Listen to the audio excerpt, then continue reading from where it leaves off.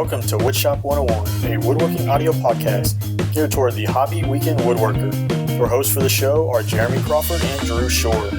Join these two different craftsmen for a lighthearted banter about everything woodworking, online education, and how they produce content. Topics could include the latest news, tips, tricks, and designs, to include furniture, crafts, and shop projects. Welcome to episode number 26. Today we're going to talk about tape measures versus rulers and which ones we prefer. So, what's going on, Drew? Oh, not a lot. Just anxious to get this new format started. For those of you that don't know, this is our first episode for this new format. We're basically recording shows every week now, and this particular episode is the kickoff episode for our new, I guess, season, in other words. Basically, this show is going to be a cut and dry topic only kind of show, and we're going to get our point across, and then we're going to call it good. So like Jeremy said, we are doing a comparison, tape measures versus rulers, in which we prefer. I will probably have to say that tape measures I will favor 75% of the time versus a ruler. I do like them both. I do think in small spaces, a ruler is pretty accurate, just because it doesn't give.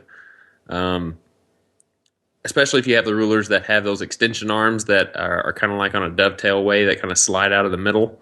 You can get a really, really accurate measurement that way. Some of those bifold or trifold or whatever kind of rulers that are pretty old school. They're just wooden rulers, but on one side in particular, they have a dovetail way that slides a piece of metal out to give you a really accurate measurement. And I have a couple of those, which I really like.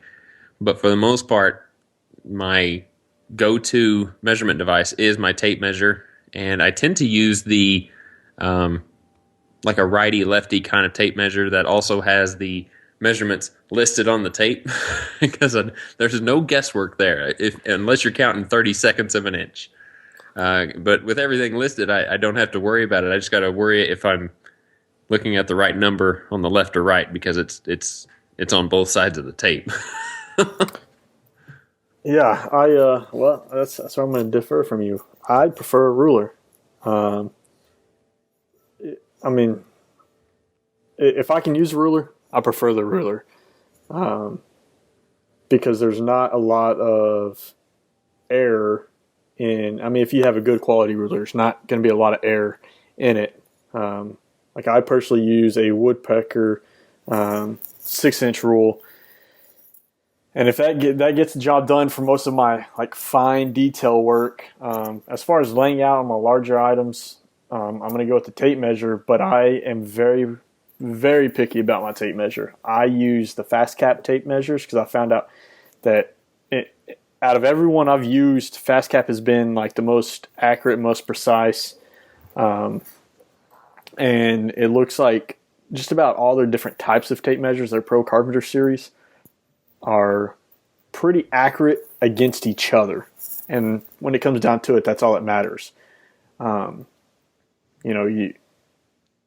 want 37 inches. Well, if you measure with one tape measure, you want to measure it with the next tape measure, you still want it to be 37 inches. If it's off even, 64th of an inch or a 32nd or an eighth, that one minor error could lead down the road to something else more drastic. So I'm going to go with the ruler just for the fact that there's generally, in my opinion, a little more accurate than tape measures, especially if you go pick up the one from the home center and the little metal thing on the end slides back and forth like a quarter inch. Yeah. So, because then you don't know, because then whether you're pushing it or you're pulling it, you're going to get a different measurement by however much that the metal piece moves. But I'm like you. My go-to tape measure, in fact, I just emailed April Wilkerson about it today, is like a lefty-righty. It's got measurements on one side. You flip around, it's got measurements on the other side. And the one I use goes all the way down to a 32nd of an inch. It actually has numbers all the way down to 32nd of an inch. So yours is a FastCap lefty righty, isn't it? Yeah. Because mine is too, but I think mine's older. Is it the left? I don't think it's the lefty righty. It's the standard. No, it is the standard reverse. I think is what it's called. Okay, maybe that is. Is it? Mine's green. What color's yours? Yeah, it's green. Oh well, then see, I did the same thing. Yours I just don't think it goes down to 32nd. Really? It might. It might. I mean, I have to look at it again. I mean, they're very small, but let's see. I'm on their website right here. Let's see. Tape measures, Pro Carpenter. I really like the FastCap ones. They've got a lot of different versions. I have every single one of their Pro Carpenter series. I say every single. I don't have the true 32 metric. The one that we have is it's called the standard reverse. And yeah, it's the green. It's got numbers on both sides. Do you have the 16 foot or 25 foot? 25. I got 16. When do you ever measure over 16 feet? Sometimes I measure rooms. Oh, see, I have. If I'm measuring something like that, I have like my just like carpenter level, 25 foot that is not very accurate. So, but this big old Stanley Max. Yeah, I don't. It might be Stanley. I don't know. It's blue, so I don't know what it is. It's like a Harbor Freight special. Well, I will go back to what we were talking about the rulers thing, and I do like the metal rulers, especially the ones that come on those sliding right angle gauges. Yeah, combination squares. Yeah, I tend to take those off sometimes and just use the metal ruler part itself. Absolutely, I do that too. It comes in handy just to have that in your tool belt. Yeah, I need to get another one. One I had is very old, and it's just built up so much rust over the time that it's almost impossible to clean now. In fact, I might go set it in a sink full of vinegar and see if I can get it cleaned off some. But I think this year I'm gonna splurge and buy me a Starrett. I don't know if I'll buy the 12-inch or the 6-inch to get started, but probably gonna splurge and buy a Starrett this year. What about those? What is it? A little 3 or 4, little 4-inch combination square? Yeah, do you have one of those? I don't have no, I don't. But Starrett makes one. Even the 4 inches is like $60. Yeah, I've got a little 4-inch, not a Starrett, but and I got it from Harbor Freight. Yeah, well, yeah. I mean, the Swanson I think is, Swanson, or I don't know. They sell them at Home Depot or Lowe's. They're going to be right next to like your speed squares. But yeah, they have them. A lot. I mean, there's a lot of manufacturers that make them. Mm-hmm. But they say once you get into the more precise stuff, Starrett's the one to go with, and so we'll see. I don't know if I can justify $100 on a combination square. So that just goes to show you can get into the varieties where it either drains your wallet or saves you money. Yeah, and that's where it depends is how far off is it. If it's a 32nd of an inch off, I can work with that. If it's a 1/4 inch off or an 1/8 inch off, I don't know. I do remember growing up, one of my favorite ones that my dad used to have was a self-centering ruler. And it had the ruler was maybe 32 inches long, but it would count down from, say, 16 on one end, 16 on the other, and meet in the middle at 0, and there would be a starter hole.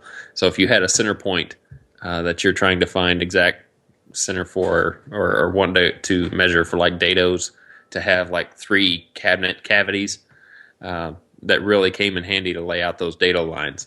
So you could put the exact center of the wood on the center of that ruler and then measure out here, measure out there, and you knew you were going to be exact on those cabinet cavities. Yeah.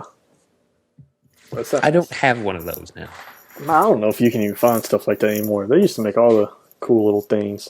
I do know I did order a new ruler from Woodpecker, one of their one-time tools, 4 or 5 months ago now, and I don't know when they're ever going to get around to making them. But it was like a little hook ruler on. So on one end, it has like a little hook on it, so you can hook it on the edge of your pieces and count over. I like woodpecker stuff. They're pretty accurate. But I mean, some of their one-time tools are just like so ridiculously priced at like $300 or $400 that I can't justify spending it. But this thing came in at like I think I got the combination of like a 6-inch and a 12-inch for like $45, and so I go ahead, let's do it. And I mean, because that's what I use. I use this like a 6-inch like engineer square from them, and it was one of their one-time tools like 2 years ago. And I mean, that thing is accurate. It's dead. It's just like dead on. Nice, bright and shiny red that I dropped the other day and chipped it, and I was kind of mad. But I really like them. So that might be an alternative to Starrett. So I may not go with the Starrett depending on how these ones play out.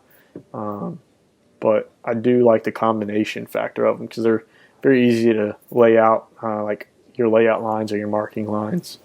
So I guess in conclusion of this conversation, what would be a recommendation for like your ruler? It sounds like your recommendation for a nice ruler would be Starrett. Agreed. Ultimately, yes, but I'm gonna say woodpecker or Starrett for like affordability. Affordability, I would go with woodpecker. It's more affordable than Starrett. It's going to be more expensive than what you're going to pick up at the home center, and by all means, what you can pick up at the home center for your combination rulers are way better than good enough to get started. When you find yourself later on in your woodworking journey of getting into your more precise joinery and stuff like that, then you want to get more precise instrument of measurement. Then you would move into probably your woodpecker or your Starrett. But I would say if I were to go out right now and could probably buy any one, it's probably going to be woodpecker because that's what I have, and I'm pretty happy with that. Okay. Well, since I tend to use tape measures more, and tape measures is where you got to really pay attention. Having multiple tape measures is not always necessarily a good thing, because if you're going to use a tape measure, you need to use the same one over and over and over. I mean, especially if you're making your reference lines for your table saw fence. If you're using measurements to set your table saw fence and you're using that particular tape measure to do it, that better be the tape measure that you use for your project as well, because your tape on your table saw is going to match your tape measure that you use to set it. And if you grab a different tape measure to start working on a project, then you're not going to get the accurate results that you wanted. The little hook on the very end, like we discussed a minute ago, that it can move more than a 32nd of an inch or a 16th or something like that, depending on the manufacturer. And whether you're pushing or pulling, the more it gets wore out, the more movement you're going to have. So it's always wise to also upgrade your tape measures after they've been used for some time. And don't ever let them slam in. You know, if you have it stuck way out there and you just let it recoil and that hook just snaps at the very end whenever it's done, can damage your tape measure and cause inaccuracies that way too. So you really have to pay attention with your tape measures. Just don't take them for granted, and take care of them and upgrade them as you go. When it comes to the affordability aspect, if you're just getting started, your home centers are going to have your more affordable ones, such as like Stanley and what are some other ones? Stanley seems to be the big money maker at home centers, but I mean, Stanley's going to be your big brand that you're going to find at your Walmart or your home centers or Target or wherever you can go pick up a tape measure at. But I don't really know that they're much more affordable than FastCap. No, and it depends on the ones that you're buying too, like those Fat Maxes. Those suckers are not cheap. And however long that you're getting is also going to depend on the price. The anywhere between the 16 and 25 foot is about as far as you really need to go with a tape measure, unless you're just measuring huge distances of like rooms. But for woodworking, I would keep it the shorter the better. Around 15 feet is about all you really need. And the FastCap tape measures, I have just really been impressed with those tape measures. But here's some food for thought. I'm looking at FastCap and I'm looking at Home Depot right now. Your very basic Stanley 16-foot power lock tape measure that your grandfather had is $847. The standard reverse that we were talking about for a 16-foot is $875. Yeah, see there? So close. I mean, you're looking at 16-foot tape measures in a Milwaukee brand that are $20. And the most expensive 16-foot that they have is $875. The most expensive one that they have is a 25-foot at $1,205.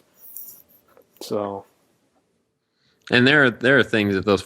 I urge you to go to FastCap and just look at their tape measures. There's all different varieties, like the one Jeremy and I use. Mine, and I don't know if yours has the same thing, but mine has an onboard pencil sharpener. Oh yeah, and then on the front of it's got a little white circle for notes that you can erase. So there's all kinds of accessories for those tape measures that you wouldn't even think would be useful until you actually have them. So, my recommendation, even middle of the road or affordability, would be FastCap. Yeah, but I mean, when it comes down to it, it's the problem of locating them. You can't go to your Home Depot and pick one up. I mean, most Home Depots don't carry them. They do carry some FastCap products. But I don't think I've seen their tape measures there. You can pick them up at like your local Woodcraft, Rockler, some of your more specialty stores. They have them for sure. All right. Well, do we have anything else to add to that? I think that was pretty good. Yeah, I think that's good. All right. Well, guys, we hope you enjoy this new little format that we're going with. Leave us some comments below in the comment section of the show notes, or if you're on YouTube, leave us a comment there. We just want to get some feedback on the direction that we're taking this particular section of the show. And if you have any suggestions for any other particular topics, any topics that you would like us to go over and contrast and compare. Jeremy and I we have a pretty good aspect of differences when it comes to how we do things, either our projects that we make or the tools that we use. We tend to have a different outlook, which is good to have for some of the listeners that are out there. So if there's anything that you want us to compare and contrast, we'd greatly like to hear it. So just leave us some comments, or you can leave us a voicemail. We've got a voicemail number that you can call, pick it up on any phone, and it'll go straight to the voicemail mailbox, and then you can leave it for us, and then we can play it on air. And then we'll be able to answer it for you. But the number for that is 409-234-3959. It's 409-234-3959. And that is our direct voicemail. You can also find us at woodshop101podcast.com/listen. And you'll be able to listen to all our episodes there and leave us some contact information for yourself, as well as questions that you might have for the show. If you want to get a hold of us individually, you can find me at rhwoodshop.com. My contact page, everything you need to know is there, including all my social media. And Jeremy, what about yourself? You can find me at countrysideworkshop.com, and there's links for email and Facebook and all that other stuff there too. All right, Jeremy, let's plug it one more time. We do have a giveaway going on right now. It's going to run until February 29th at 11:59 p.m.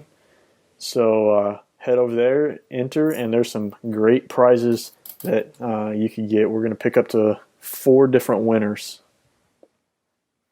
And it's to help celebrate our 1-year anniversary of being a podcast on iTunes and YouTube and basically the woodworking world. So we've been doing this for 1 year, if you can believe it. We're just now in the infant stage. We're getting to walk soon. Oh yeah. So, all right, guys. Well, thanks for listening. And from Jeremy and myself, we wish you well and have a good time in your shops. And please be safe. 1, 2, 3. Boom. Boom.